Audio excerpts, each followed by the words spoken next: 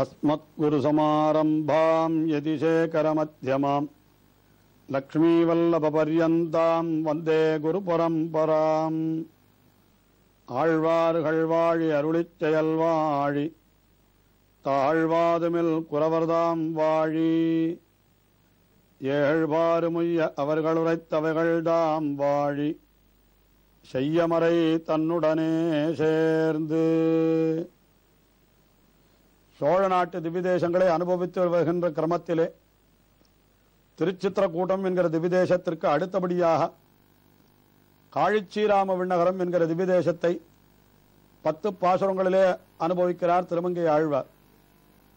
தற்பொழுது சீர்காழி என்று வழங்கப்படுகின்ற காழிச்சீராம விண்ணகரம், அங்கே எம்பெருமான் உலகளந்த திருக்கோலத்திலே தாடாளன் என்கிற திருநாமத்தோடு எழுந்தருளியிருக்கிறான்.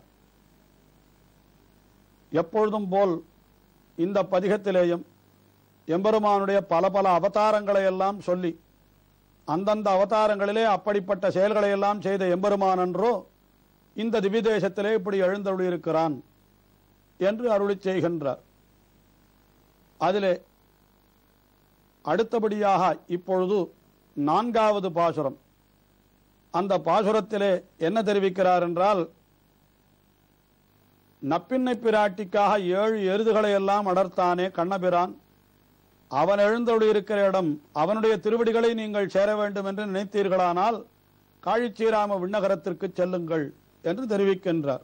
பஞ்சியமெல்லடி பின்னை திறத்து முன்னாள் பாய் விடைகள் ஏழடர்த்து பொன்னன் பைம்போட் நெஞ்சிடந்து குருதியுக உதிர் வேளாண்டா நின்மலன் தாளனகிற்பேர் நீலமாலை தஞ்சுடைய இருள் தழைப்ப தரளமாங்கே தன்மதியின் நிலா காட்ட பவளந்தன்னால் செஞ்சுடர் வெயில் விரிக்கு மழகார் காழிச்சீராம விண்ணகரே சேர்மி நீரே.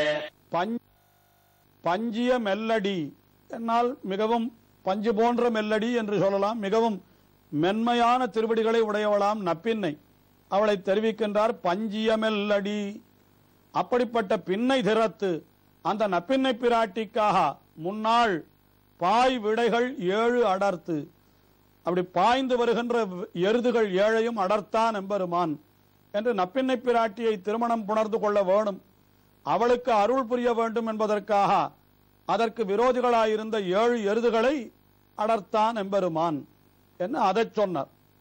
உடனே அடுத்தபடியாக நரசிம்மாவதாரத்தையும் சொல்லுகின்றார். இங்கே என்ன சேர்த்தி என்றால், அங்கே நப்பின்னை பிராட்டிக்கு அருள் புரிவதற்காக 7 எருதுகளை அடக்கினார் போலே இங்கே பிரகலாதனுக்கு அருள் புரிவதற்காக இரணியனை வதம் செய்தான் என்று அந்த ஒப்புமை நாம் பார்க்கலாம். அதை தெரிவிக்கின்றார் பாசுரத்திலே. பஞ்சிய மெல்லடி பின்னை திறத்து முன்னாள் பாய்விடுகள் 7 அடர்த்து, அதற்கு பிறகு பொன்னன் பைம்பூன் நெஞ்சிடந்து குருதியுக உகிர் வேல் ஆண்ட என்று. பொன்னன் என்றால் அவன்தான் இரணியன், அதாவது அந்த அவனுக்கு இரண்யன் என்ற பெயர், அதை தமிழிலே மொழிபெயர்த்தால் பொன்னன் என்று அப்படி கிடைக்கிறது. இரண்யம் என்கிற சொல்லுக்கு பொன் என்பது பொருள். அந்த நெஞ்சிடந்து என்று அவனுடைய நெஞ்சை இடந்து அந்த குருதியை எடுத்தான் என்று, அவனுடைய மார்பை பிளந்து அந்த குருதி வெளியிலே பிரவகிக்கும்படி செய்தான் அல்லவா, அதை தெரிவிக்கின்றார். நெஞ்சிடந்து குருதியுக உகிர் வேல் ஆண்ட என்று தன்னுடைய உகிரையே வேல் போலே உள்ளே அப்படி செலுத்தினான் அல்லவா, அந்த உகிரனால் நகங்கள், அதை தெரிவிக்கின்றார். உகிர்வேல் ஆண்ட நின்மலன், நின்மலன் என்றால் எந்தவித குற்றமும் இல்லாதவன் என்பது பொருள். ஆக இப்படி விரோதிகளை அழித்தாலும் கூட அது குற்றம் ஆகாது, ஏனென்றால் அது அடியவர்களுக்காக செய்கிற செயல் ஆகையினாலே என்று நாம் கொள்ளலாம். ஆக இப்படிப்பட்ட நின்மலன் அவனுடைய தாளை அணைவீர், அணை வேண்டும் என்ற விருப்பம் உள்ளவர்களே நீங்கள் எங்கே செல்ல வேண்டும் என்றால், காழிச்சீராம விண்ணகரே சேர்மினீரே, காழிச்சீராம விண்ணகரம் என்கிற நகரத்தை நீங்கள் சேர்மின் என்று நமக்கு தெரிவித்தார். அந்த காழிச்சீராம விண்ணகரம் கீழ்ப்பாசுரத்திலே வயல்களை வர்ணித்தார் அல்லவா, இந்த பாசுரத்திலே ஊரை வர்ணிக்கின்றார். அங்கே என்ன இருக்கிறது என்றால், அந்த மாடங்களிலே அல்லது கோயில்களிலே என்ன இருக்கிறது, நீலம், நீலமணிகளை எல்லாம் இழைத்திருக்கிறார்கள். அந்த நீலமணிகள் கருநீலமாக கருத்த வடிவத்திலே கருத்த நிறத்தை உடையவைகையா இருக்கிறபடியினாலே அது மாலை தஞ்சுடைய இருளை காட்டுகின்றது என்கிறார். அதாவது அது நீலமல மணிகள் எல்லாம் இருட்டை வெளிப்படுத்துகின்றன.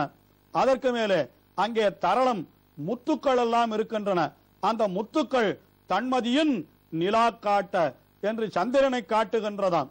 அதற்கு மேலே அங்கே பவளங்களும் பதித்திருக்கிறார்கள். அது எப்படி தெரிகிறது என்றால் செஞ்சுடர் வெயில் விரிக்கும் என்று வெயிலை காட்டுகின்றது. அதாவது ஒன்றுக்கு ஒன்று முரண்பட்ட விஷயங்கள் இவை. இருள் இருக்கிற இடத்திலே சந்திரன் இருந்தால் இருள் இருக்காது, சூரியன் இருந்தால் சந்திரனும் தெரியாது, இருளும் இருக்காது. ஆனால் காழிச்சீராம விண்ணகரத்திலே இருளும் சந்திரனும் சூரியனும் ஏக காலத்திலே தெரிகின்றான். எப்படி என்றால் அந்த நீலமணிகள் இருளை காட்டுகின்றன, முத்துக்கள் சந்திரனை போலே பிரகாசிக்கின்றன, அங்கே இருக்கிற பவளங்கள் அந்த சிவந்த சூரியனை போலே ஒளிவிடுகின்றன. நீல மாலை தஞ்சுடைய இருள் தழைப்ப தரளம் ஆங்கே தன்மதியின் நிலா காட்ட அந்த பவளங்கள் செஞ்சுடர் வெயில் விரிக்கும் அழகு என்று இப்படிப்பட்ட அழகை உடையதான அந்த காழிச்சீராம விண்ணகரம் அங்கே போய் சேருங்கள் என்று நமக்கு உபதேசித்தார் இந்த 4வது பாசுரத்திலே. அடுத்தபடியாக 5வது பாசுரத்திலே பரசுராமனுடைய வீரச் செயலை சொல்லுகிறார்.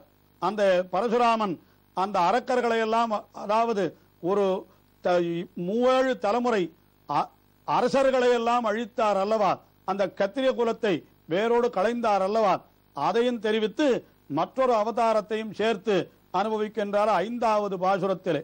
செவ்வாய மரமன்னர் குருதி கொண்டு திருக்குலத்தில் இறந்தோர்க்கு திருத்தி செய்து வெவ்வாயமாகீண்டு வேழமட்டா விண்ணவர்கோன் தாளனை வீர் விகிர்தமாதரவ்வாய வாழ்நெடுங்கண் குவளை காட்ட அரவிந்த முகங்காட்ட அருகேயாம்பல் செவ்வாயின் திரள் காட்டும் வயல் சூழ் காழிச்சீராம விண்ணகரே சேர்மி நீரே. செவ்வாய மர மன்னர் என்னால் மிகவும் கடுமையான கோபத்தை உடையவர்களான அந்த கத்திரியர்கள், அந்த மரமன்னர்கள் அத்தனை பேரையும் அழித்தான். பரசுராமனாக எம்பெருமான் அவதரித்து பரசுராமனுடைய உடலிலே ஆவேசித்து அத்தனை பேரையும் அழித்தான் அல்லவா. என்ன செய்தான்? அத்தனை பேரையும் அழித்து அவர்களுடைய குருதி கொண்டு திருக்குலத்தில் இறந்தோர்க்கு, தம்முடைய குலத்திலே இறந்தவர்களுக்கெல்லாம் திருத்தி செய்து தர்ப்பணம் செய்தார். அதாவது கத்திரியர்களை எல்லாம் கொன்று அந்த கத்திரியர்களுடைய ரத்தத்தை கொண்டு பரசுராமன் என்ன செய்தானாம், தன்னுடைய முன்னோர்களுக்கு தர்ப்பணம் செய்தான் என்று புராணங்களிலே தெரிவிக்கப்பட்டிருக்கிறது. அதை அப்படியே சொல்லுகின்றார்.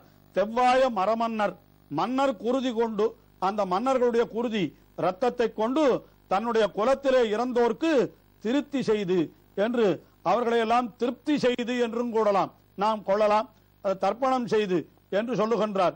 இப்படி ஒரு காரியத்தை செய்தான் பரசுராமன் என்று அதை சொல்லி, அதற்கு பிறகு வெவ்வாய மாக்கு உண்டு என்றால் அது கிருஷ்ணாவதாரம். மிகவும் கோபத்தோடு வந்ததான மா என்னால் கேசி என்கிற குதிரையினுடைய வடிவிலே வந்த கேசி என்கிற அசுரன் அவனுடைய வாயை கீண்டான். அதற்கு பிறகு வேழமட்ட என்றால், வேழம் என்னால் யானை, கம்சனாலே ஏவப்பட்ட கோலையாபீட்டம் என்கிற யானை, அதையும் அவன் அழித்தான். இப்படி எல்லாம் செய்த விண்ணவர்கோன் என்று அடியவர்களுடைய விரோதிகள் யாராயிருந்தாலும் அவர்கள் அத்தனையும் தொலைப்பவன் தான். அது பரசுராமாவதாரமாயிருந்தாலும் அது கிருஷ்ணாவதாரமாயிருந்தாலும் அது ஒரே செயல்தான் என்று சொல்லுவது போல தெரிவித்து, இப்படிப்பட்ட விண்ணவர்கோனான எம்பெருமான் அவனுடைய தாழ் திருவடிகளை அணைவீர் என்றால் அணைய வேண்டும் என்கிற ஆசையை உடையவர்களே நீங்கள் என்ன செய்ய வேண்டும்? காழிச்சீராம விண்ணகரே சேர்மி நீரே, காழிச்சீராம விண்ணகரம் என்கிற திவ்ய கஷேத்திரத்தை நீங்கள் சேருங்கள் என்று தெரிவித்தார். அந்த காழிச்சீராம விண்ணகரத்திலே என்ன சிறப்பு என்றால், அங்கே இருக்கக்கூடிய விலக்கணமான பெண்கள், விகிர்தமாதர். விகிர்தமாதர் என்றால் மிகவும் விலக்கணமான பெண்கள், அதாவது மற்ற ஊரிலே இருக்கிற பெண்களைப் போல அல்லறிவர்கள், இவர்கள் மிக மிக வேறுபட்டு உயர்ந்தவர்கள். அப்படிப்பட்ட பெண்கள், அந்த பெண்களுடைய அந்த வாயை எப்படி இருக்கிறது என்னால் அவ்வாய வாழ் நெடுங்கண், விகிர்தமாதர் அவ்வாய வாழ் நெடுங்கண் அரவிந்தம் முகங்காட்ட அருகேயாம்பல் என்ற விகிர்தமாதர் அவ்வாய வாழ் நெடுங்கண், அழகான கண்கள். அந்த கண்கள் எப்படி இருக்கிறது என்றால் கோழை காட்டா, கோழைப்பூ போல தெரிகின்றதாம். அந்த பெண்களுடைய கண்கள். அதை தெரிவிக்கின்றார். அரவிந்தம், அந்த அவர்களுடைய முகங்கள் எல்லாம் தாமரை பூவை போல இருக்கின்றன. அரவிந்தம் முகங்காட்ட அங்கே இருக்க ஆம்பல் மலர்கள், சிவந்த ஆம்பல் மலர்கள், அவைகளெல்லாம் எப்படி இருக்கின்றன என்றால் செவ்வாயின் திரள் காட்டும் வயல் சூழ் என்று, இப்படி அந்த வயலிலே இருக்கக்கூடிய அந்த மலர்கள் எல்லாம் கூட யாரை போல இருக்கின்றன என்றால் அந்த கேத்திரத்தில் இருக்கக்கூடிய அழகிய பெண்களைப் போலவே இருக்கின்றன. கோலை மலர்கள் அந்த பெண்களுடைய கண்களை காட்டுகின்றன. அதே போல அந்த தாமரை மலர்கள் அந்த பெண்களுடைய முகத்தை காட்டுகின்றன. அந்த குமுத மலர்கள், சிவந்த மலர்கள், அவைகள் அந்த பெண்களுடைய அதரங்களை, அந்த வாயை காட்டுகின்றன. இப்படிப்பட்ட காழிச்சீராம விண்ணகரம் என்று தெரிவித்தார். கீழேயே கூட கடைசி மார்கள் அந்த களை களையாதேறும் என்று தெரிவிக்கின்ற பொழுது அங்கே அந்த களை பறிப்பதற்காக செல்லுகின்ற பெண்கள், அவர்களுடைய கண்கள் கோளை போல இருக்கின்றன, தாமரை போல இருக்கின்றன என்றெல்லாம் தெரிவித்தார் அல்லவா. அதை இந்த இடத்திலே மாளிகையிலே இருக்கிற பெண்களுக்கும் கூட அதே போன்ற அழகான தோற்றம் உண்டு என்பதை காட்டும் வண்ணமாக மிகவும் இனிமையாக இயற்கை காட்சிகளை வர்ணிக்கிறார். இப்படியெல்லாம் இயற்கை காட்சிகளை கற்பனையோடு கலந்து இனிமையாக வர்ணித்து பாசுரங்களை பாடுவதற்குத்தான் மதுர கவி என்று பெயராம் தமிழிலே. அந்த மதுர கவியத்துவமும் தமக்கு உண்டு என்று அப்படி காட்டும் வண்ணமாக இங்கே திருமங்கை ஆழ்வார் மிக அற்புதமாக இப்படிப்பட்ட பாசுரங்களை பாடினார்.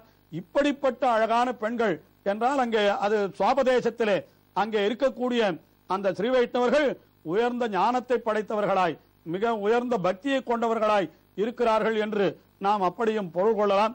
அப்படிப்பட்ட காழிச்சீராம விண்ணகரே சென்று நீங்கள் சேர்மின் நீரே என்று இந்த பாசுரத்திலே தெரிவித்தார். இன்னும் அனுபவம் தொடர்கிறது. தொடர்ந்து அனுபவிப்போம்.